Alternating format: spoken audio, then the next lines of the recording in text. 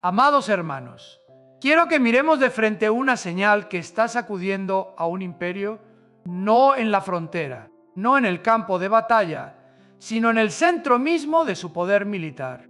Cuando un líder investiga de manera repentina y aparta a una figura de la cúpula del ejército, ya no estamos hablando de un simple ajuste de personal, estamos oyendo el ruido del miedo convertido en motor de gobierno.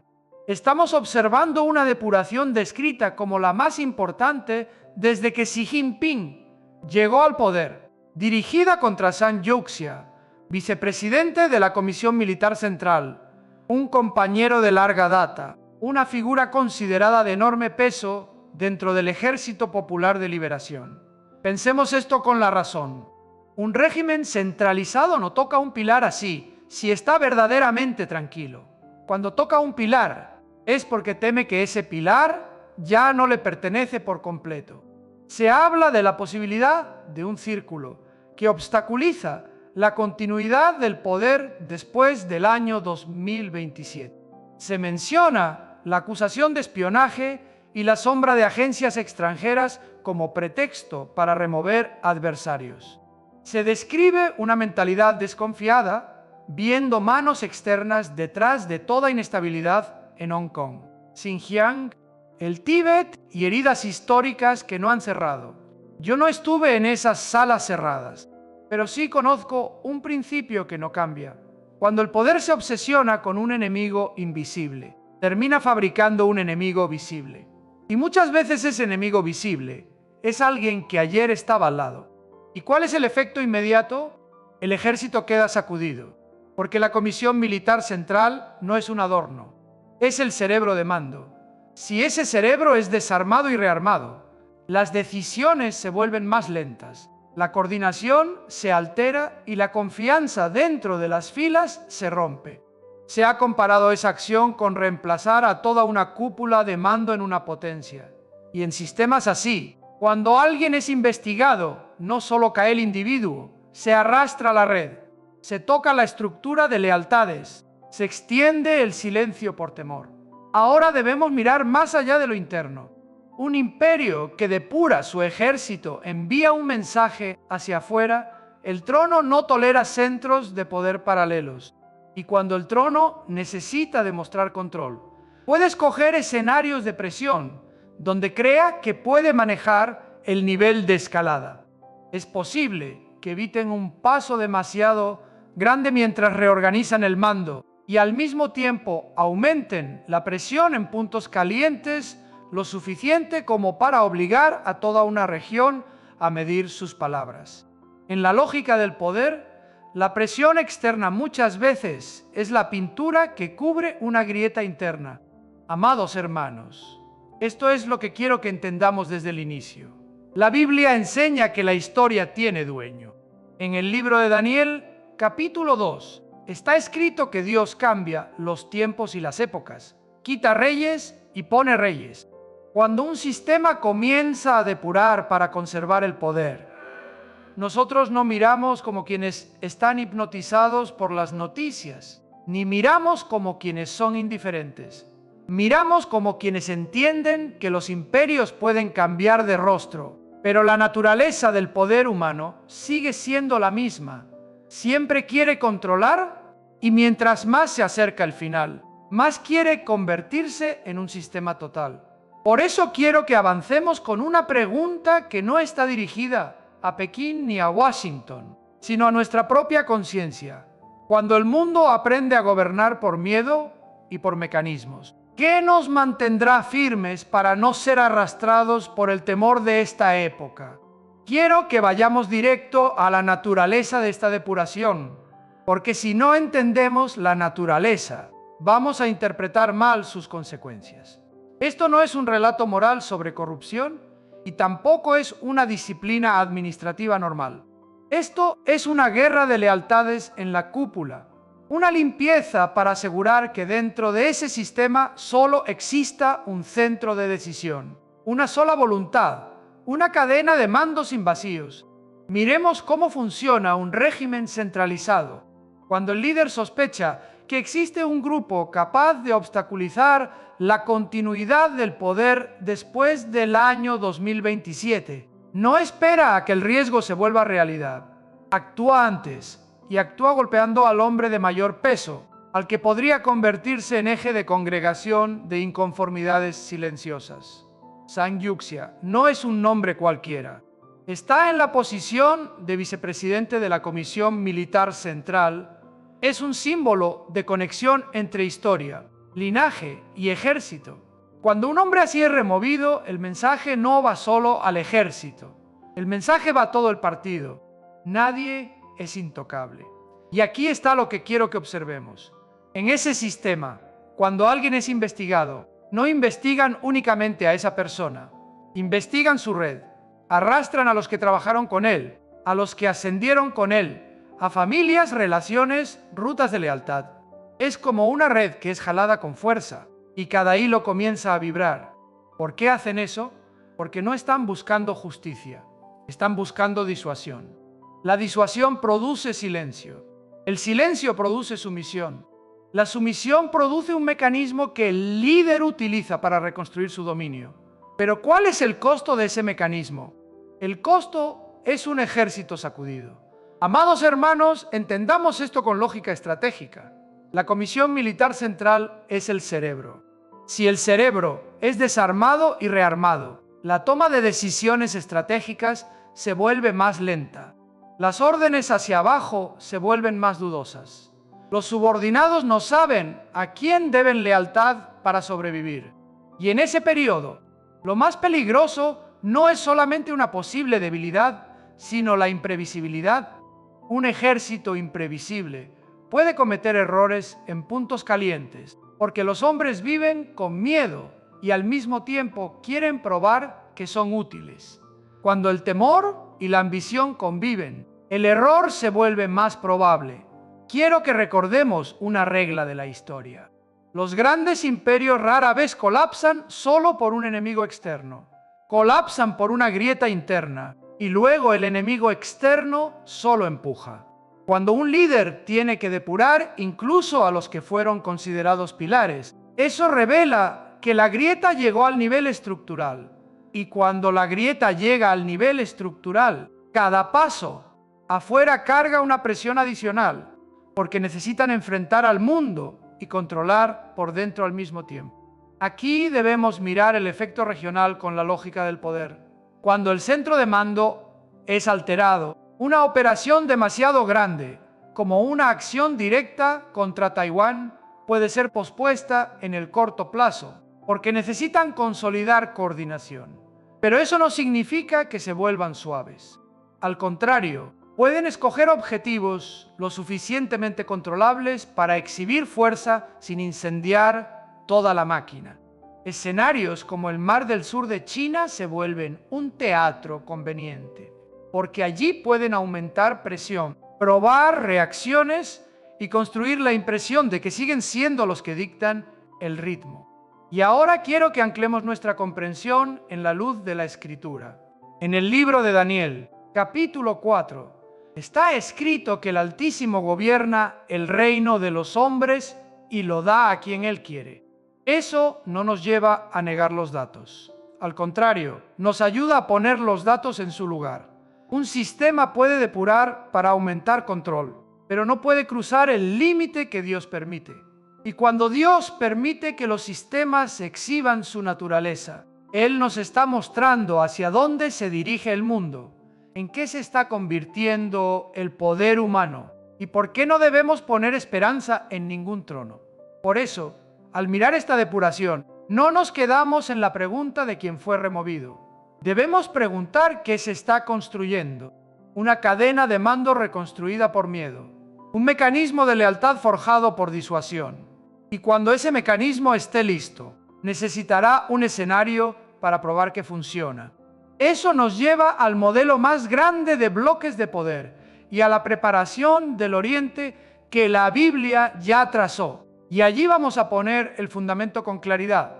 Quiero que establezcamos con claridad el modelo bíblico, porque sin un modelo nosotros terminamos siendo guiados por las noticias o arrastrados por las emociones.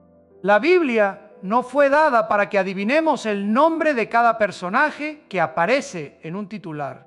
La Biblia fue dada para que veamos el riel de la historia, para que reconozcamos la trayectoria de los imperios y para que entendamos que los movimientos de hoy no están fuera del programa de Dios.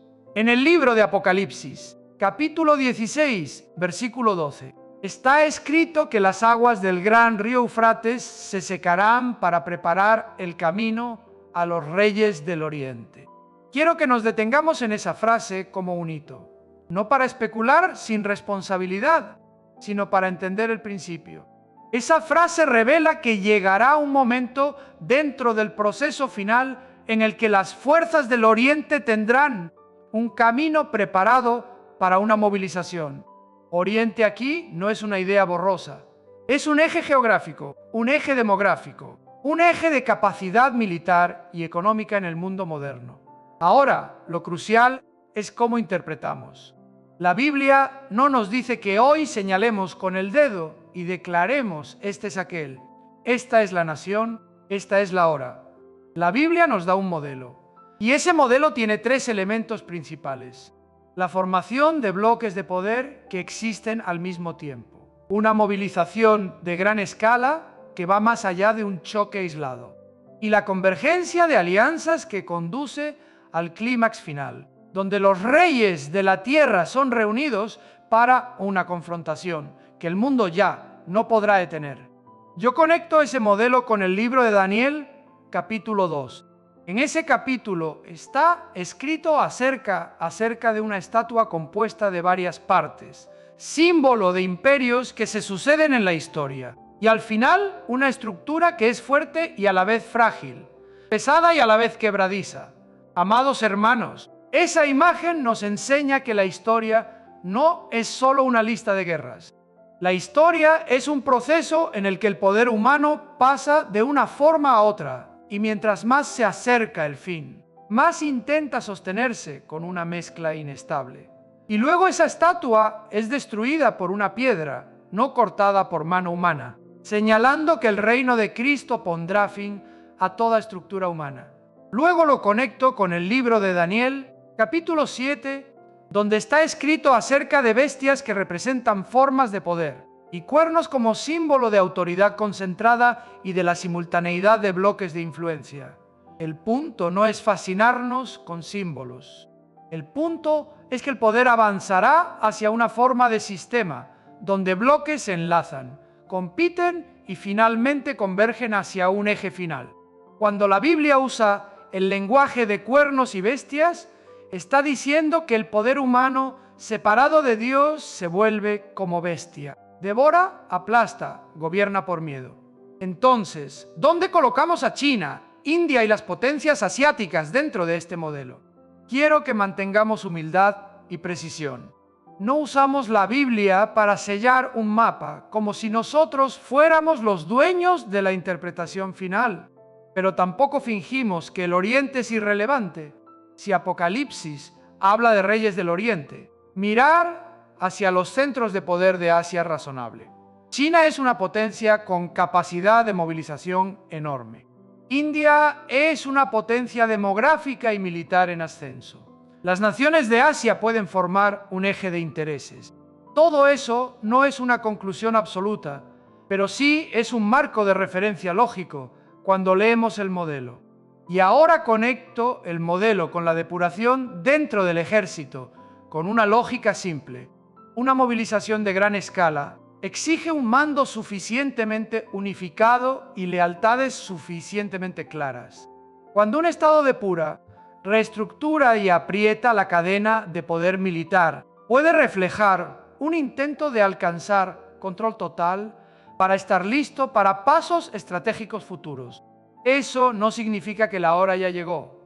Significa que los engranajes se están rearmando y el modelo que la Biblia describe muestra movimientos compatibles en la realidad. Por eso quiero que nos quede un principio. Interpretación por modelo, no por emoción. Nosotros no convertimos las noticias en profecía. Nosotros usamos la profecía para entender las noticias. Y cuando entendemos las noticias dentro del modelo, vemos que el Oriente no está fuera del cuadro final y que sus reestructuraciones de poder no son asuntos menores. Son parte de una trayectoria, parte de un proceso, parte de una preparación que Dios ha permitido que la historia atraviese. Quiero que subamos un peldaño más desde el modelo de bloques de poder hacia el modelo del sistema. Porque cuando el poder se concentra, no se concentra únicamente por ejército y fronteras. Se concentra por mecanismos que gobiernan la vida cotidiana. Y aquí muchos se equivocan. Miran una depuración dentro del ejército y creen que es solo asunto de generales. Pero cuando un régimen aprieta la cadena de mando por medio del miedo, al mismo tiempo aprieta la cadena social por medio de leyes, tecnología y control de información. El ejército es la columna dura, la sociedad es la sangre y el sistema es el sistema nervioso. Cuando el sistema nervioso es apretado, todo el cuerpo empieza a moverse en un ritmo que ya no eligió.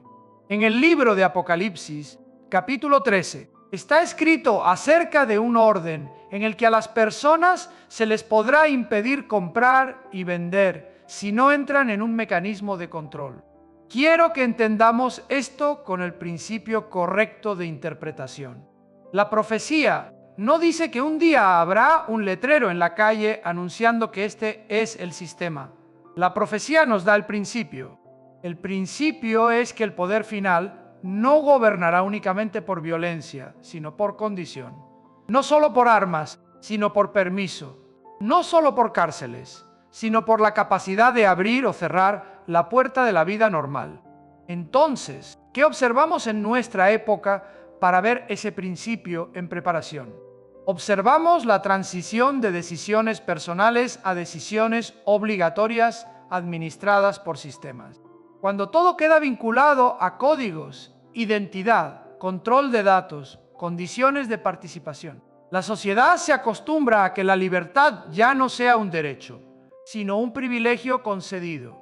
Y cuando la sociedad se acostumbra a eso, el poder solo necesita un paso más para convertir ese privilegio en un instrumento de premio y castigo. Y cuando el premio y el castigo se conectan con compra y venta, con movimiento, con trabajo, con transacciones. Ese mecanismo toca el nivel más profundo de la vida humana. Quiero conectar esto con la naturaleza de la depuración. Un líder, mientras más desconfiado se vuelve, más necesita un sistema para ver, medir, filtrar y reprimir antes de que un riesgo estalle.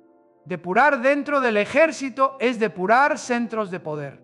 Depurar dentro de la sociedad es depurar centros de información y espacios de libertad.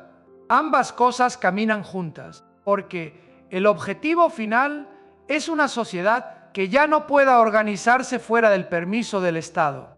Y cuando una sociedad llega a ese punto, puede movilizarse más rápido, cerrarse más fuerte y resistir mejor reacciones internas. Amados hermanos, miremos la historia para entender el modelo. Todo régimen que busca control total tiene que hacer tres cosas. 1. Monopolizar la información para moldear la realidad. 2. Monopolizar el castigo para producir temor. 3. Monopolizar la distribución para producir dependencia. Antes, el monopolio de la distribución era alimento, cupones, trabajo. Hoy puede implementarse por tecnología, por redes financieras, por sistemas de identidad, por la capacidad de abrir o cerrar servicios. La forma cambia, el principio no cambia. Y aquí Apocalipsis 13 se vuelve inquietante, no porque sea misterioso, sino porque es lógico según la naturaleza del poder cuando la moral es quitada del centro. Quiero que coloquemos esto dentro de la trayectoria que estamos levantando. Cuando una potencia reestructura su ejército para asegurar que exista un solo centro de mando, prepara la unidad de órdenes. Cuando al mismo tiempo desarrolla mecanismos para controlar a la sociedad, prepara la unidad de conducta. Y cuando las órdenes quedan unificadas y la conducta queda unificada, ese país puede operar como un bloque. no solo militarmente, sino en toda su vida nacional. Esa es la forma del sistema, convierte a un imperio en una máquina. Y este es el punto que quiero que guardemos, porque nos conduce directamente hacia las alianzas y hacia los puntos calientes regionales. Una máquina así siempre necesita un entorno para funcionar. Necesita rutas marítimas, necesita energía, necesita mercados, necesita zonas de amortiguamiento. Y cuando esas necesidades se ven amenazadas, usará tanto el ejército como el sistema para protegerlas. Por eso, el Mar del Sur de China no es solamente un conflicto territorial, es una línea de vida. Y cuando el interior se sacude, el deseo de controlar esa línea puede hacerse más fuerte, porque necesitan demostrar que la máquina sigue funcionando, sigue presionando y nadie la detiene. Yo no digo esto para concluir que el sistema final ya apareció en forma completa. Lo digo para que reconozcamos que las piezas del modelo están siendo ensambladas. Si la Biblia advierte de un poder que gobierna por la condición de comprar y vender, nosotros no podemos ser ingenuos. Si vemos imperios moviéndose por la lógica del control, no podemos estar ciegos. Y cuando entendemos esto, comprendemos por qué la profecía insiste en que la batalla final no será solo de armas, sino de adoración. La pregunta de quién merece gobernar sobre el alma humana. Ahora quiero que llevemos todo esto más allá de las fronteras internas para ver cómo impacta a la región y al tablero internacional. Porque un imperio, cuando se reestructura por medio de depuración y endurecimiento del sistema, no lo hace en el vacío. Lo hace en un mundo que observa, que reacciona y que se ajusta. Y aquí el peligro mayor no es solamente si se debilitan o se fortalecen, sino cómo van a demostrar algo después de la depuración. Miremos la lógica del poder. Cuando la cadena de mando es sacudida, aparecen dos necesidades opuestas que conviven al mismo tiempo. Una, estabilizar por dentro y asegurar que el cerebro de mando funcione bajo una sola voluntad. 2. Enviar una señal hacia afuera de que esa sacudida no les quitó la capacidad de imponer. Si se enfocan en consolidar y guardan silencio demasiado tiempo, sus rivales interpretarán grieta. Si exhiben fuerza con exceso, pueden incendiar la máquina justo cuando la están rearmando. Por eso, lo común es escoger golpes calculados. Golpes lo suficientemente fuertes para producir temor, pero no tan fuertes como para obligar al otro a responder con una guerra total. En ese contexto, Taiwán es un objetivo demasiado grande en el corto plazo, porque exige coordinación total, confianza total y una cadena de mando sin fisuras. Pero el Mar del Sur de China ofrece un espacio más flexible para probar reacciones. Allí pueden aumentar presión, aumentar presencia, subir el nivel de fricción y luego bajarlo para medir quién teme, quién retrocede, quién resiste. Ese mar también es una ruta vital ligada a energía, comercio y al deseo de controlar una zona de amortiguamiento. Cuando el interior se sacude, la necesidad de demostrar dominio sobre una línea vital suele crecer, porque sirve al objetivo estratégico y también al objetivo psicológico del poder. Y aquí está el segundo punto que quiero que veamos con claridad. Cuando una potencia se reestructura por medio del temor, normalmente arrastra un cambio en sus cálculos externos. Puede bajar el tono con ciertas potencias para comprar tiempo, pero subir el tono contra naciones más pequeñas en la primera línea para mostrar que todavía puede presionar. Eso crea una presión especial sobre los países vecinos, que quedan convertidos en medida en termómetro. Si la respuesta es débil, la presión sube. Si la respuesta es fuerte, el riesgo de choque sube. Y así la región se convierte en un lugar donde una decisión equivocada puede encender una cadena de reacciones. Pero existe otra capa, la capa de las alianzas. Cuando el interior es sacudido, algunos suponen que sus relaciones con socios grandes se debilitarán. Eso puede ocurrir, pero también puede suceder lo contrario. Un régimen, cuando se siente rodeado, necesita más rutas de cooperación para reducir aislamiento. Y en el mundo de hoy, esas rutas no son solo diplomacia. Son tecnología, energía, cadenas de suministro, cooperación militar y también información. Si una figura militar, que fue puente entre dos potencias, es removida, eso no significa que el vínculo se rompa. Puede significar que el vínculo se reordena para quedar bajo un control más estricto del centro. Y cuando el centro quiere control más estricto, puede empujar esa relación hacia lo que le conviene para su supervivencia, aunque el costo a largo plazo sea alto. Ahora debemos mirar un factor clave que los datos señalan: el desgaste de la alianza occidental. Cuando los aliados comienzan a dudar del compromiso mutuo, cuando se trata la alianza como si fuera negociable, la disuasión colectiva disminuye. Y cuando la disuasión disminuye, los regímenes centralizados prueban el límite, empujan un paso para medir la reacción. Si la reacción es lenta, empujan otro. Esto no es emoción, es aritmética del poder. Los vacíos se llenan. Y el que llena el vacío suele ser el más decidido, no el más moral. Quiero que veamos esto bajo la luz de la Biblia como una tendencia, no como una sentencia inmediata.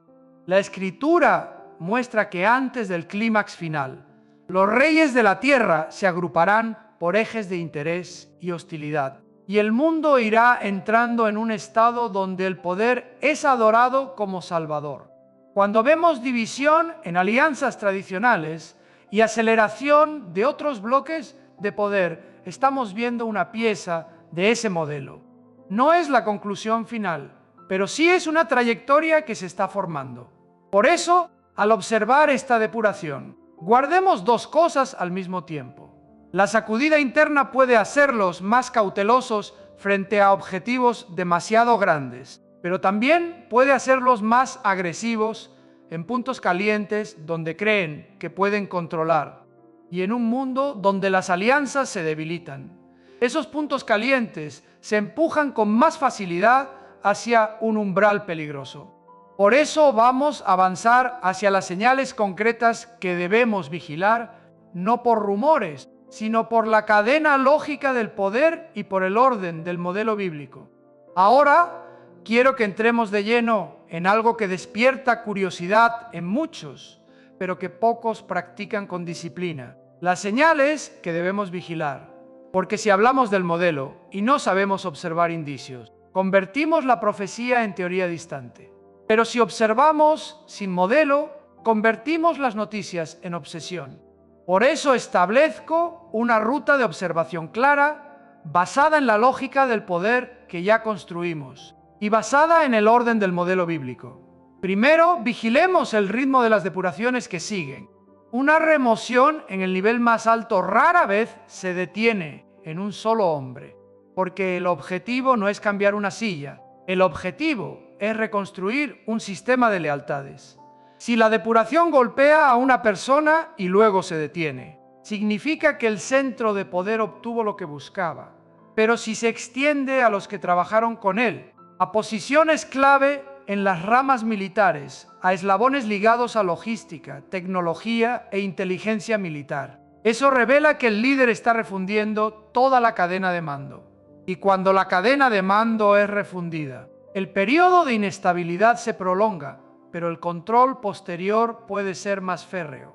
Segundo, vigilemos la estructura de la Comisión Militar Central y cómo llenan los vacíos. ¿A quién colocan? ¿Desde dónde sube? ¿A qué línea de lealtad pertenece? ¿Trae un perfil técnico o de campo? ¿Está conectado con redes antiguas o es un hombre completamente nuevo? Esto no es biografía por curiosidad. Esto es cartografía del poder. Porque una movilización grande, conforme al modelo de los reyes del Oriente en Apocalipsis capítulo 16, versículo 12, requiere coordinación. Y esa coordinación solo existe cuando el centro de mando es lo suficientemente unificado y confiable. Si las nuevas posiciones se llenan con hombres de lealtad absoluta al centro, eso apunta a un intento de estandarizar órdenes. Si los asientos quedan vacíos por mucho tiempo, eso apunta a una lucha interna que todavía no se resuelve. Ambas cosas son señales, pero no significan lo mismo. Tercero, vigilemos cómo equilibran objetivos grandes con objetivos calculados. Ya vimos la lógica de que un objetivo demasiado grande como Taiwán puede ser pospuesto mientras el mando se rearma. Entonces la señal a observar es si trasladan energía hacia puntos calientes lo suficientemente manejables para demostrar fuerza. El ritmo de presencia en el mar, el nivel de fricción, la presión sobre rutas marítimas, la manera en que prueban la reacción de los países en primera línea. Allí el poder suele enviar mensajes y al mismo tiempo conserva una salida. Cuarto, vigilemos cómo ajustan el tono diplomático frente a potencias occidentales. Después de una depuración grande, a veces bajan el tono para comprar tiempo, a veces lo suben para cortar la impresión de debilidad. Pero lo decisivo es si la cadena de acciones es coherente con la necesidad de consolidación interna. Si depuran con profundidad y al mismo tiempo elevan tensión en varios frentes, eso indica un centro dispuesto a asumir riesgo para restaurar autoridad. Si depuran con profundidad y buscan reducir tensión con ciertos actores, eso indica prioridad de estabilizar el aparato primero. Quinto, vigilemos cómo se reordenan las rutas de alianza y cooperación estratégica, especialmente las ligadas a tecnología, energía y poder militar. Si una figura que fue eje de conexión es removida, existen dos posibilidades. Una, la relación se enfría por falta de coordinación. Dos, la relación se traslada a un canal más directo bajo control del centro. Lo que debemos observar es si los acuerdos se retrasan, si cambian de firmantes, si se aceleran en áreas sensibles. Porque en el modelo de Daniel capítulo 7 sobre bloques de poder y convergencia de sistemas, las alianzas no nacen por promesas morales, nacen por interés y por temor. Ahora quiero poner un ancla para guardarnos de la especulación. En Apocalipsis capítulo 16 está escrito acerca del secamiento del río Eufrates para preparar camino a los reyes del oriente. Eso nos enseña que la profecía tiene orden, tiene hitos, tiene puntos de giro. Por eso, al vigilar señales políticas y militares, no tenemos derecho a saltarnos ese orden para concluir con prisa. Decimos que hay movimientos compatibles con el modelo, pero no estampamos que ya estamos en la etapa final, porque Dios no nos concedió ese privilegio. Cuando mantenemos esa disciplina, vemos con claridad. El ritmo de depuración revela el nivel de reestructuración. La arquitectura de nombramiento revela el nivel de unidad de órdenes. La conducta en puntos calientes revela la necesidad de exhibir dominio. El tono diplomático revela si la prioridad es consolidar o confrontar. Y las rutas de cooperación revelan hacia dónde se está ensamblando el bloque de poder.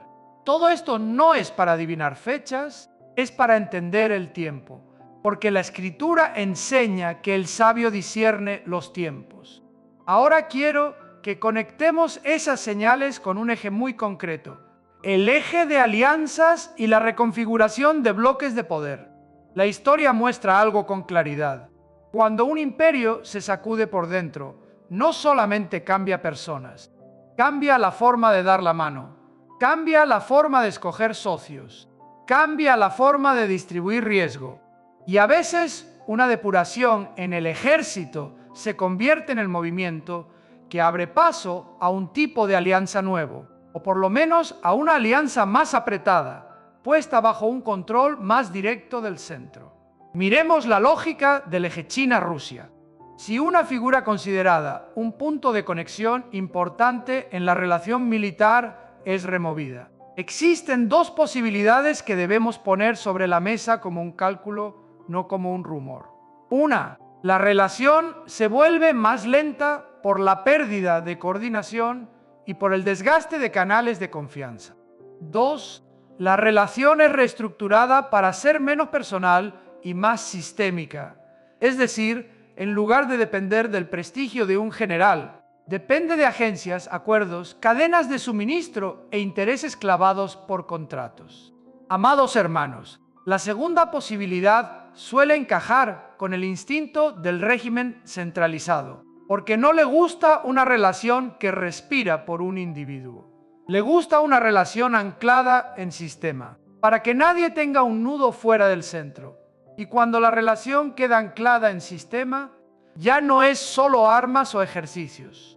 Es energía, tecnología, moneda, rutas de transporte y también coordinación de discursos en foros internacionales. Aquí debemos recordar el modelo. En Daniel capítulo 7, los bloques de poder no existen aislados. Se enlazan para influir, compiten, pero también se abrazan cuando comparten un adversario.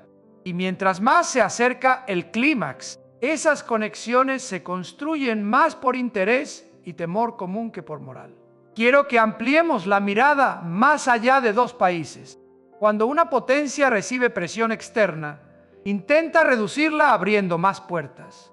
Puerta de comercio, puerta de energía, puerta tecnológica, puerta financiera.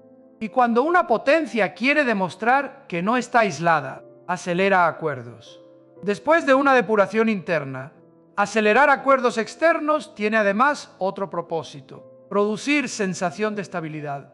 Un régimen centralizado siempre quiere narrar que todo sigue bajo control. Las alianzas y los convenios se convierten en utilería para sostener esa narrativa. Pero ahora llegamos al punto decisivo. Este tipo de alianza no exige amistad, exige oposición compartida. Cuando los bloques de poder observan a Occidente dividido, observan a aliados desconfiando entre sí, crece su confianza de que tienen espacio para rediseñar las reglas. Y cuando perciben un vacío en disuasión, lo explotan. Por eso, movimientos internos dentro de una potencia oriental no necesariamente producen retirada. Pueden empujar a asegurar rutas de alianza con más fuerza para compensar fragilidad interna. Bajo la luz de la Escritura, nosotros no etiquetamos cada pacto como si fuera cumplimiento final, pero sí reconocemos la tendencia. La tendencia es que los reyes de la tierra van a converger en ejes de poder y al final serán reunidos para un propósito que ellos creen que es por interés propio, pero que en realidad queda dentro del programa soberano de Dios. En el libro de Apocalipsis está escrito que los reyes son incitados a reunirse. Yo no digo quién incita en cada noticia. Digo que existe una dinámica espiritual detrás de la convergencia del poder cuando el hombre se aparta de la verdad. Y aquí debemos estar atentos a algo. Una alianza construida por interés y temor necesita un enemigo para sobrevivir. Si no hay enemigo, pierde razón para apretarse. Por eso los puntos calientes no desaparecen solos. Al contrario, muchas veces se mantienen en un nivel calculado para que la alianza tenga motivo, para que los regímenes tengan justificación de control, para que el sistema tenga excusa para expandirse.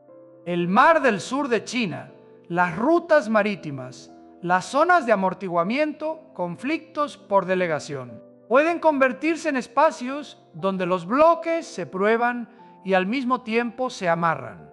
Quiero que guardemos una conclusión lógica antes de avanzar. Una depuración militar no es solo un evento interno. Puede ser un paso para sacar alianzas del alcance de figuras antiguas y ponerlas dentro de un mecanismo de lealtad directa al centro. Y cuando las alianzas se vuelven más mecánicas, el mundo da otro paso hacia el sistema. Porque el sistema siempre prefiere conexiones estables, frías y no dependientes de lo humano. Ahora quiero que entremos en el nivel más profundo del cuadro, el nivel que, si lo ignoramos, nos hará entender mal todo lo demás. Es el nivel espiritual del sistema, porque la confrontación final no es solo geopolítica, es la pregunta de la adoración. ¿Quién es dueño de la conciencia humana? ¿Quién tiene derecho de definir lo bueno y lo malo? ¿Quién tiene derecho de poner condiciones sobre la vida? Cuando vemos imperios apretando poder, reestructurando ejército, mecanizando alianzas y ampliando control social, Estamos viendo una tendencia hacia un orden que la Escritura describe como un orden que se levanta contra Dios.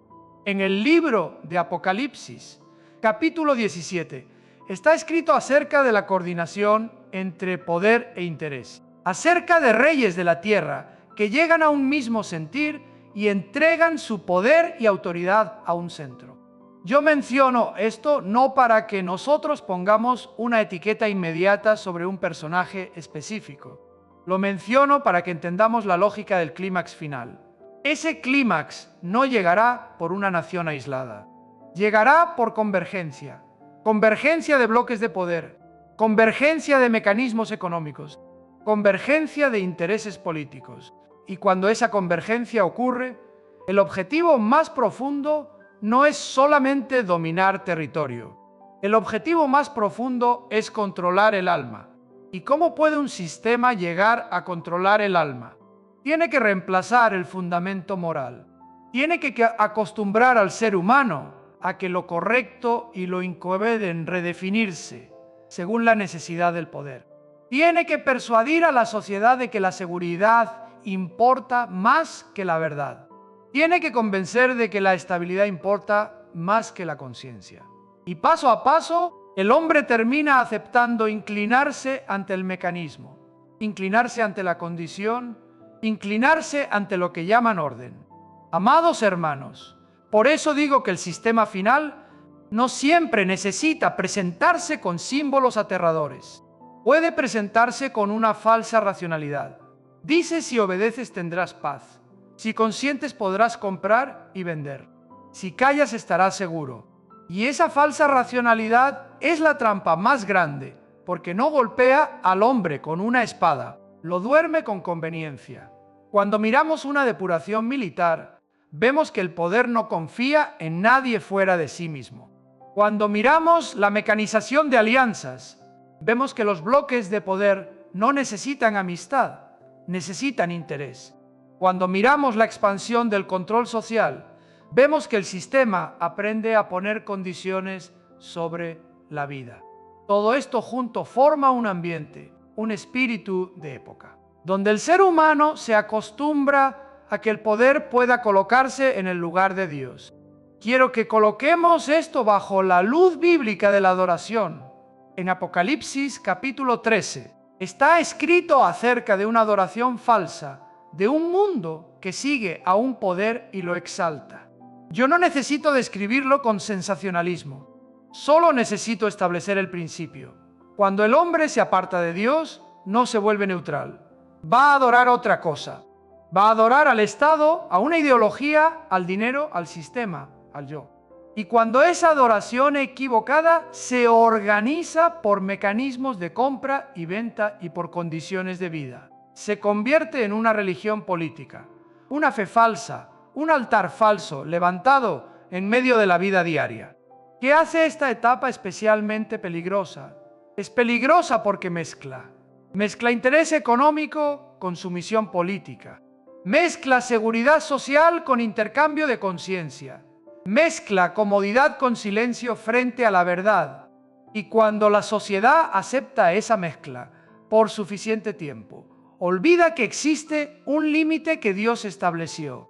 En el libro de Hechos está escrito que es necesario obedecer a Dios antes que a los hombres. Esa frase no es un eslogan, es la frontera de la conciencia cuando el sistema intenta absorberlo todo. Yo no estoy construyendo miedo, estoy construyendo discernimiento. Porque si no discernimos, seremos arrastrados por el espíritu de la época sin darnos cuenta. Y mientras ese espíritu se fortalece, necesita una narrativa para legitimarse. Dirá que es progreso, dirá que es humanidad, dirá que es por paz. Pero si la paz se compra al precio de negociar la verdad, no es la paz de Dios. Si el orden se edifica aplastando la conciencia, no es orden justo. Por eso, desde la depuración militar hasta el endurecimiento de alianzas y la expansión del control, quiero que veamos un hilo continuo. El mundo está aprendiendo a vivir bajo condición. Y cuando el mundo aprende a vivir bajo condición, se acerca al tipo de orden que Apocalipsis describe. No para que entremos en pánico, sino para que entendamos que la batalla final será la batalla de la adoración. Y nosotros tenemos que saber a quién pertenecemos. Ahora quiero que hagamos la pregunta decisiva para que todo el cuadro no se deslice hacia extremos. La pregunta es esta: ¿estamos viendo una aceleración del modelo o estamos viendo solamente un ciclo de poder como en otras épocas? Si no hacemos esta pregunta, terminaremos en dos errores opuestos. O negamos toda señal o etiquetamos cada evento como final. Y ambos distorsionan la verdad. Primero, establezcamos criterios de discernimiento basados en la escritura, no en sensaciones. La Biblia muestra que el modelo del tiempo final tiene rasgos repetidos. 1. Convergencia de bloques de poder, como el modelo de imperios y cuernos en Daniel capítulo 7, y como la estructura frágil, pero unida en Daniel capítulo 2. 2. Formación de un sistema que condiciona la vida cotidiana, conforme al principio de compra y venta bajo condición en Apocalipsis capítulo 13. 3. Una convergencia final de reyes de la tierra en un mismo sentir, como describe Apocalipsis capítulo 17. Y 4. Un camino preparado para una movilización desde el oriente, como Apocalipsis capítulo 16 versículo 12 declara. Entonces, al mirar la depuración dentro del ejército chino, ¿qué criterios toca? No es cumplimiento completo de ninguno de esos pasajes, pero sí es compatible con varios pilares. Muestra incremento de centralización, y cuando la centralización crece, normalmente produce mecanismos de control. Muestra un intento de reestructurar la cadena de mando para orientar a un bloque de fuerza más unificado. Muestra un imperio que no tolera centros de poder paralelos. Y cuando los centros paralelos son aplastados, el sistema suele volverse más eficaz para movilizar porque la orden se fragmenta menos. Pero compatibilidad no significa conclusión. Quiero que mantengamos precisión.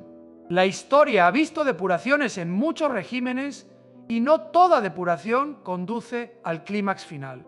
Lo que hace particular a nuestra época no es que por primera vez exista una purga, sino el contexto global de convergencia.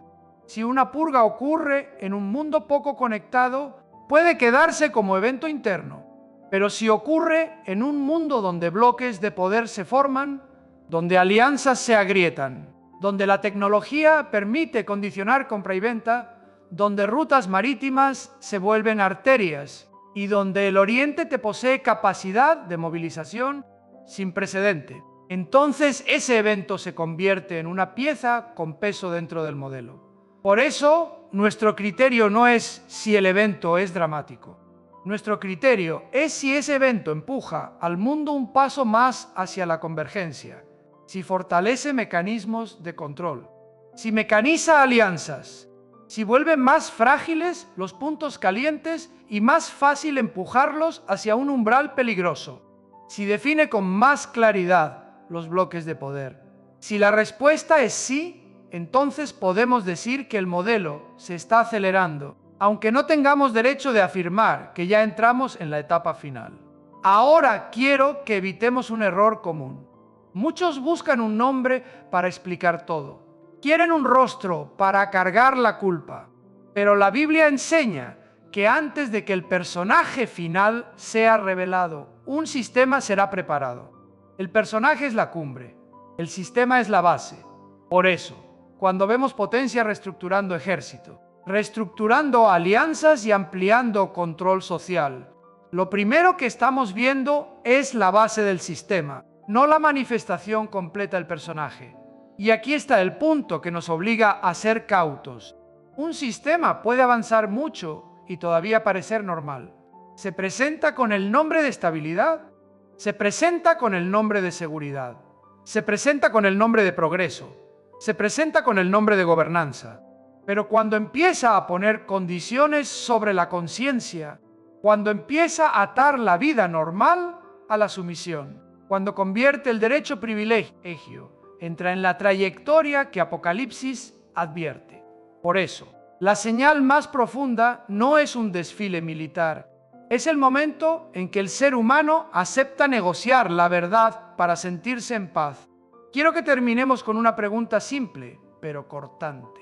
Si mañana el mundo nos invita a entrar en un nuevo orden con promesas de paz, estabilidad y prosperidad, pero el precio es que la conciencia calle, la verdad se relativice y la adoración sea desviada, ¿sabremos reconocer lo que es? Porque esa pregunta nos conduce al cierre, donde tendremos que afirmar otra vez nuestra esperanza en Cristo y entender que solo su reino es inconmovible. Ahora, quiero que cerremos todo el cuadro con lo más importante, el lugar donde ponemos nuestra esperanza. Porque si solo miramos bloques de poder, depuraciones, sistemas de control, alianzas mecanizadas, y no regresamos al Dios que sostiene la historia, terminaremos cansados, obsesionados o endurecidos. Dios no dio la profecía para que vivamos en miedo, la dio para que vivamos en verdad, en vigilancia y en fidelidad. Hemos observado un evento muy concreto, una depuración en la cúpula del ejército en China, y desde allí seguimos el riel del modelo, desde la concentración del poder, desde el endurecimiento del sistema, desde la reconfiguración de alianzas, hasta el nivel más profundo de la adoración. Ahora quiero que escuchemos una verdad que la Escritura repite una y otra vez. Los reinos humanos vienen y se van. Los imperios que parecen eternos terminan en polvo, pero el reino de Dios es eterno. En el libro de Daniel, capítulo 2, está escrito que una piedra no cortada por mano humana golpeará la estatua y la desmenuzará. Y esa piedra llegará a ser un gran monte que llenará toda la tierra. Quiero que entendamos esto no solo como imagen, sino como declaración. Todo sistema humano, por sofisticado que sea, por más tecnología, ejército, finanzas y alianzas que tenga, al final sigue siendo una estatua. Puede brillar, pero es frágil, porque está en rebelión contra Dios.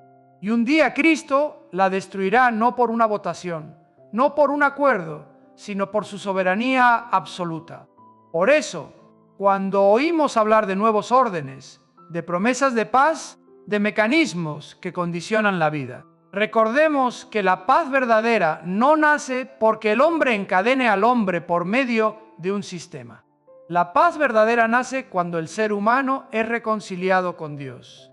En el libro de Romanos, capítulo 5, está escrito que justificados por la fe tenemos paz para con Dios por medio de Jesucristo. Si el mundo promete paz sin esa reconciliación, esa paz es pintura sobre una pared agrietada. Quiero que recordemos también por qué la Biblia habla de reyes del Oriente, de bloques de poder, de convergencia. No es para volvernos adictos a la predicción. Es para que entendamos que todo poder humano será llevado a la luz. Lo oculto será expuesto. Lo soberbio será humillado. Y lo que parecía inconmovible será sacudido. En el libro de Hebreos está escrito que Dios sacudirá todo, para que permanezca lo que no puede ser sacudido. Por eso afirmo que solo el reino de Cristo es inconmovible.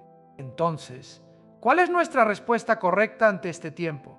No es pánico, no es indiferencia, es fidelidad.